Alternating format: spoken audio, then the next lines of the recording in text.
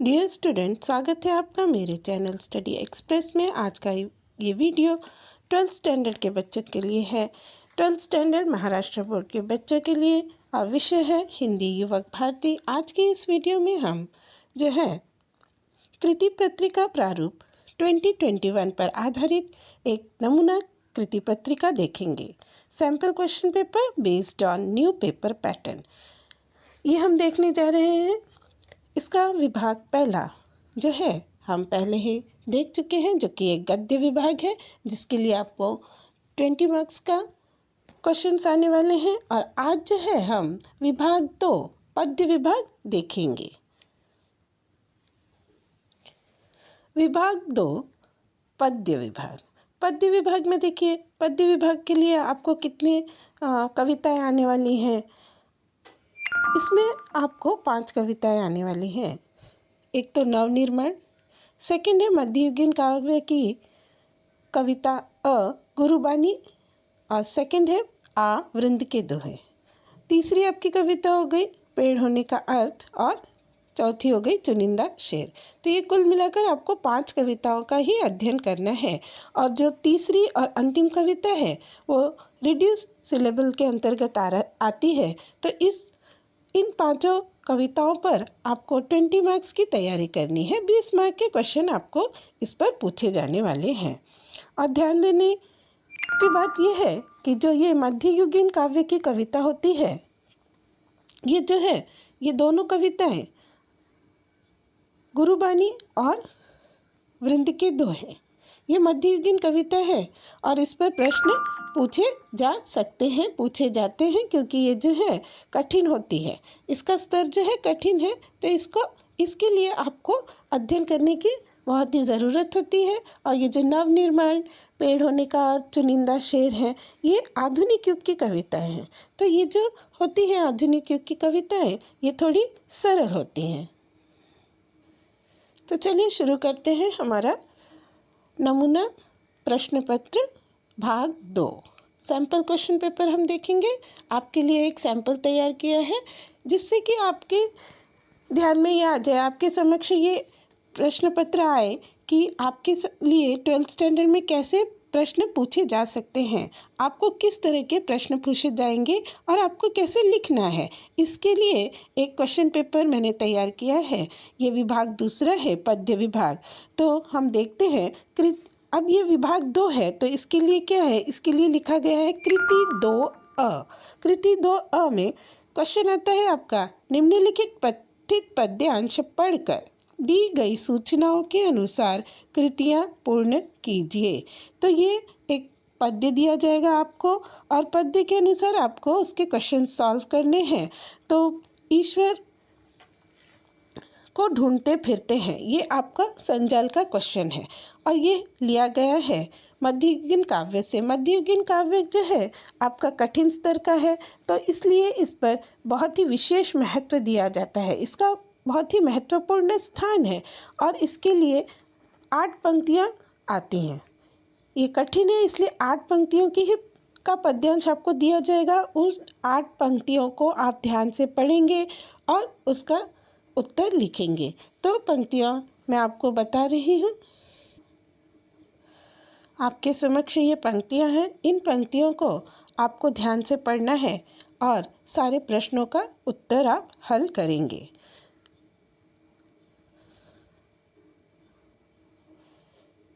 तो ये जो है मध्ययुगीन काव्य की पंक्ति है, मध्ययुगीन कविता से ली गई है, गुरुबानी कविता है, इसलिए इसकी सिर्फ आपको 8 पंक्तियाँ ही दी जाती हैं। 8 पंक्तियाँ दी जाती हैं। 8 पंक्तियों को पढ़कर आपको क्वेश्चन को सॉल्व करना होता है। पहला क्वेश्चन हमारा आता है, संजाल पूर्ण कीजिए। संजाल पूर्ण करने के लिए आपको क्वेश्चन दिया गया है, ईश्वर को ढूंढते फिरते हैं। ईश्वर को ढूंढते फिरते हैं, ईश्वर को कौन ढूंढता फिरता है, इसके लिए आपको संजाल में 4 घटक दिए गए हैं। 4 घटक अगर आप पूरे सही से लिखते हैं तो प्रत्येक घटक के लिए आपको आधा आधा अंक दिया जाएगा। ये घटक 1, 2, 3 और 4 प्रत्येक राइट आंसर, अगर आप राइट आंसर लिखते हैं प्रत्येक राइट आंसर के लिए, हर राइट आंसर के लिए आपको आधा आधा मार्क दिया जाता है और टोटल मार्क इसके लिए क्या हो जाते हैं, 2 मार्क्स आपको मिलते हैं। और आपको जिस तरह का संजाल बनाकर दिया गया है आप उसी तरह का संजाल लिखेंगे। आपके हाथ में जो भी पेन है आप उस पेन से संजाल बना सकते हैं, जो कि आसान होगा। पेन, पेंसिल, स्केल, इस तरीके का कोई भी चीज़ उपयोग ना करें। आपके हाथ में पेन है, आप पेन से बहुत ही जल्दी से, आसानी से आप संजाल बनाइए। संजाल जो दिया गया है वो बनाइए। संजाल के साथ किसी भी तरीके की आपको जो है छेड़खानी नहीं करनी है। तो ये आपका हो जाता है प्रश्न पहला। अब हम देखेंगे प्रश्न दूसरा। सेकंड क्वेश्चन आपका क्या है? सेकंड क्वेश्चन आपका शब्द संपदा से आता है। फर्स्ट क्वेश्चन आपका आकलन कृति हो गया। सेकंड क्वेश्चन जो है आपका शब्द संपदा है। निम्नलिखित शब्दों के लिए पद्यांश में आए शब्द लिखिए। अब जो शब्द दिए गए हैं, गायब, बहुत, प्रकट, बखानना, इन शब्दों के लिए जो पद्यांश में शब्द आए हैं उनको आपको लिखना है। इसके लिए भी 4 घटक हैं। 4 घटक के लिए आपको आधा आधा अंक मिलेगा और आपका कुल टोटल हो जाएगा 2 मार्क्स। अब जैसे कि पहले भी बताया गया है कि जो भी पद्यांश या गद्यांश दिया जाता है उसी पर आधारित, उसी पर बेस्ड होता है आपका पर्सनल रिस्पॉन्स का क्वेश्चन, आपका स्वमत। तो पद्यांश जिस तरीके का होगा उसी पर बेस्ड आपका स्वमत आता है, पर्सनल रिस्पॉन्स आता है, अभिव्यक्ति का क्वेश्चन आता है। तो अभिव्यक्ति का क्वेश्चन है आपका, ईश्वर भक्ति में नामस्मरण का महत्व होता है, इस विषय पर अपना मंतव्य लिखिए। तो आपको इस पर अपना 3-4 लाइनों में अपना जो है पर्सनल रिस्पॉन्स देना है, क्योंकि इसके लिए आपको एक वर्ड लिमिट दी गई है। तो उसी वर्ड लिमिट के आधार पर आपको अपना पर्सनल रिस्पॉन्स लिखना है। अब हम बढ़ते हैं कृति 2। विभाग 2 है इसलिए कृति 2A। निम्नलिखित पठित पद्यांश पढ़कर दी गई सूचनाओं के अनुसार कृतियाँ पूर्ण कीजिए। अब मैंने आपको पहले ही बता दिया कि 2 पैसेज जो आते हैं, 2 पद्यांश आते हैं कविता में से पूछे जाते हैं। तो एक तो पहला हो गया आपका बहुत ही इम्पॉर्टेंट, महत्वपूर्ण होता है मध्ययुगीन कविताओं का, और दूसरा होता है आधुनिक पद जो कि पूछे जाते हैं चतुष्पदी से, चुनिंदा शेर से, पेड़ होने के अर्थ से। इसमें से कुल आपको 12 पंक्तियाँ पूछी जाती हैं। इसमें से 12 पंक्तियों का एक पद्यांश आएगा। ये आसान कविता होती है इसीलिए इसकी पंक्तियाँ 12 हैं और ये आप आसानी से हल कर सकते हैं। तो दूसरा पैसेज हम लेते हैं। देखिए दूसरा पैसेज देखिए, जिसको मंजिल का पता रहता है, पथ के संकट को वही सहता है, एक दिन सिद्धि के शिखर पर बैठ अपना इतिहास वही रचता है। नवनिर्माण चतुष्पदी से ये पंक्तियाँ हैं। प्रीति की राह पर चले आओ, नीति की राह पर चले आओ, वह तुम्हारी ही नहीं सबकी है, गीति की राह पर चले आओ। साथ निकलेंगे आज नर नारी, लेंगे कांटों का ताज, नर नारी दोनों संगी हैं और सहचर हैं, अब रचेंगे समाज नर नारी। ये आपकी कविता हो गई नवनिर्माण। अब इस पद्यांश पर आधारित हम कृति पूर्ण कीजिए। जो हमारा प्रश्न पहला है, अभी आकलन से क्वेश्चन लिया गया है, कृति पूर्ण कीजिए। आकलन का क्वेश्चन है, जिसे मंजिल का पता रहता है वह क्या करता है। यहाँ पर जो है 2 घटक दिए गए हैं, तो 2 घटक के लिए आपको आधा आधा अंक मिलेगा, तो आपका यहाँ पर 1 मार्क हो जाएगा। और उसके बाद दूसरा क्वेश्चन भी पूछा गया है। दूसरा क्वेश्चन है, ये आज साथ निकलेंगे, इसके लिए भी आपको 2 घटक दिए गए हैं, प्रत्येक के लिए आधा आधा अंक होता है। तो यहाँ पर आपको 1 मार्क मिल जाएगा और इस क्वेश्चन के लिए भी आपको 1 मार्क मिल जाएगा, तो आपका टोटल मार्क्स हो जाएगा 2। अब हम शब्द संपदा के क्वेश्चन की तरफ बढ़ते हैं। सेकंड क्वेश्चन है, निम्नलिखित शब्दों से उपसर्ग युक्त शब्द तैयार करना है आपको, उसका अर्थपूर्ण वाक्य में भी प्रयोग करना है। उपसर्ग युक्त शब्द तैयार करें और उनका अर्थपूर्ण वाक्य में प्रयोग करें। वाक्य में प्रयोग भी करना है जब आप उपसर्गयुक्त शब्द तैयार कर लेंगे उसके बाद। तो ये इसके लिए आपको 2 मार्क्स मिल जाएंगे। अब आपको पहले ही बता दिया है, उपसर्ग जो है शब्द के पहले लगता है तो आप वो लगाएंगे। पता, लापता। लापता लिखने के बाद आप उसका वाक्य में प्रयोग करेंगे कि अनुज का कुत्ता लापता हो गया। इस तरीके से आपको ये प्रश्न सॉल्व करना है। इसके बाद आ जाता है आपका अभिव्यक्ति का क्वेश्चन, जो पद्य दिया जाता है उसी पर बेस्ड होता है। तो ये अभिव्यक्ति का क्वेश्चन है। क्वेश्चन नंबर 3, समाज का निर्माण और विकास नर नारी के सहयोग से ही संभव है। इस पर अपने विचार लिखिए। इस पर आपको अपने विचार लिखने हैं। इसके लिए भी आपको जो है वर्ड्स दिए गए हैं, वर्ड्स लिमिट जो है आपको दी गई है, शब्दों की मर्यादा दी जाती है, उन्हीं पर आधारित आपको अपना 40 से 50 शब्द की मर्यादा दी गई है। आप 5 से 6 लाइन अपना पर्सनल रिस्पॉन्स, अपनी अभिव्यक्ति अपने अनुसार कर सकते हैं। तो इसके बाद हम बढ़ते हैं कृति 2E की तरफ। निम्नलिखित मुद्दों के आधार पर कविता का रसास्वादन 100 से 120 शब्दों में कीजिए। इसके लिए आपको 6 मार्क्स मिलेंगे। 2 कविताओं का दिया जाएगा, 2 कविताएं दी जाएंगी जिसमें से आपको सिर्फ एक कविता का रसास्वादन करना है। और आपका जो वर्ड्स लिमिट है वो 100 से 120 वर्ड्स लिमिट दी गई है। शब्दों की मर्यादा कितनी है? शब्द आप 100 से 120 शब्दों में इसके उत्तर लिख सकते हैं। देखिए, रसास्वादन का क्वेश्चन जो होता है ये दीर्घोत्तरी क्वेश्चन होता है, ये बड़ा प्रश्न है। तो इसके लिए आपको इसकी तैयारी करनी पड़ती है और इसके लिए आपको 6 मार्क्स मिलेंगे। तो इसमें मुद्दे दिए गए हैं। मैं आपको मुद्दे बता दूं कि आपको इसके लिए मुद्दे दिए जाते हैं। पहला क्या है? शीर्षक। शीर्षक जिसमें आपको कविता का शीर्षक अगर नहीं दिया गया है तो आप कविता का शीर्षक लिखेंगे। रचनाकार का नाम लिखेंगे कि कविता किसने लिखी है। फिर केंद्रीय कल्पना। केंद्रीय कल्पना में जो है आपका पूरा उस कविता का आशय, सार कम से कम शब्दों में लिखना है केंद्रीय कल्पना में। इनमें से सभी मुद्दे नहीं पूछे जाते हैं, ठीक है। तो केंद्रीय कल्पना हो गई।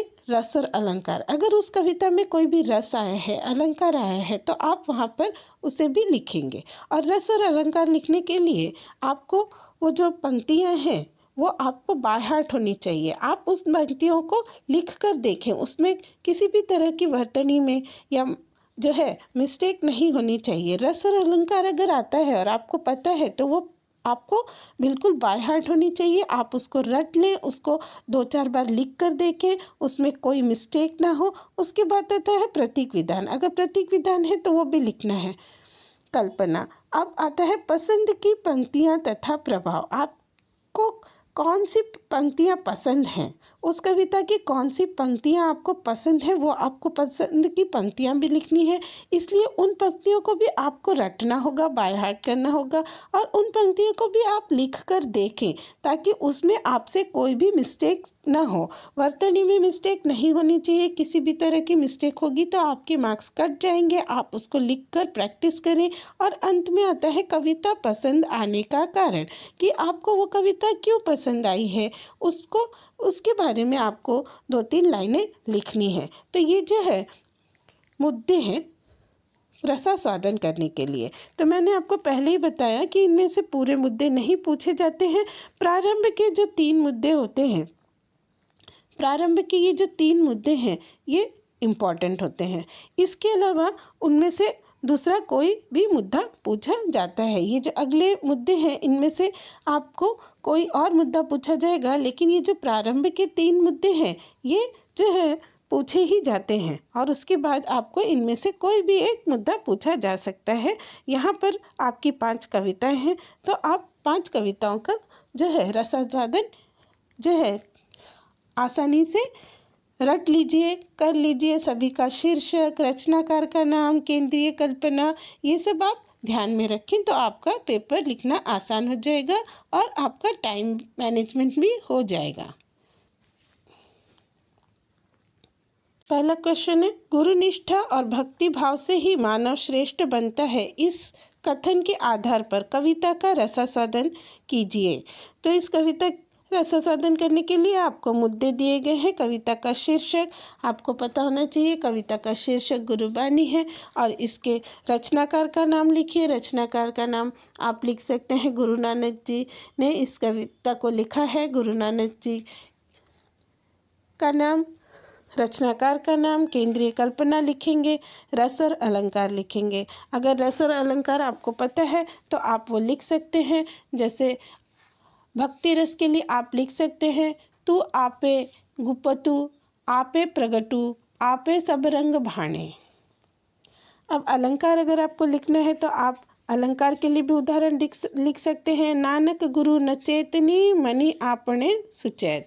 इसमें न वर्ण की पुनरावृत्ति होने के कारण यहाँ पर अनुप्रास अलंकार आया है। तो इस तरीके से आप जो है रसास्वाद कर सकते हैं। रसास्वाद के मुद्दों के आधार पर कि परम पूज्य गुरु नानक जी द्वारा रचित गुरुबानी का ये पद है, इन पदों में क्या किया है, ये पदों छोटा सा संग्रह है। इसे गुरु ग्रंथ साहिब नामक महान ग्रंथ से लिया गया है और गुरु नानक जी ने यहाँ पर गुरु का सम्मान करने का संदेश दिया है। उन्होंने बताया है कि मनुष्य की महानता अच्छे कर्मों से साबित होती है, न कि उसी जाति व धर्म से।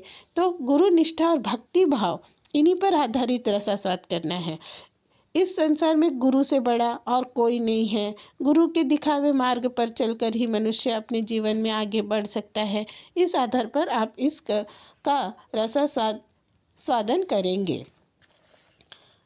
नेक्स्ट हम बढ़ते हैं रसास्वादन। दूसरा क्वेश्चन दिया गया है, कृति 2ई।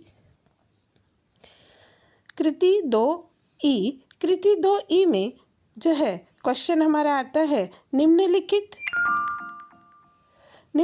मुद्दों के आधार पर चतुष्पदी का रसास्वादन कीजिए। इसके लिए मुद्दे दिए गए हैं। कविता का शीर्षक, रचनाकार का नाम, पसंद की पंक्तियां तथा प्रभाव और कविता का केंद्रीय भाव। तो कविता का शीर्षक जो है, कविता का शीर्षक है नवनिर्माण और रचनाकार का नाम है त्रिलोचन। पसंद की पंक्तियां आप लिख सकते हैं, बल नहीं होता सताने के लिए, वह है पीड़ित को बचाने के लिए है। बल मिला है तो बल बनो सबके, बल मिला है तो बल बनो सबके, उड़ पड़ो न्याय दिलाने के लिए। अब कविता का केंद्रीय भाव होता है। कविता के केंद्रीय भाव के लिए जो है चतुष्पदी दी है, तो इसमें अलग अलग पद हैं, अलग अलग पद में अलग अलग संदेश दिया है। तो अलग अलग संदेश आपको सभी याद ना हो तो जितने याद हो आप उतने लिख सकते हैं कि यहाँ कवि ने संघर्ष करने, पीड़ितों को न्याय दिलाने, एक दूसरे से प्रेम करने, लिंग भेद को ख़त्म करने आदि का संदेश दिया है। जितना आता है उतना लिखने के बाद आपको आदि ज़रूर लिखना है कि आदि का संदेश बहुत ही सहज व प्रभावी ढंग से दिया गया है। इस तरीके से आपका ये रसास्वाद समाप्त हो जाएगा। रसास्वाद आप आसानी से कर सकते हैं।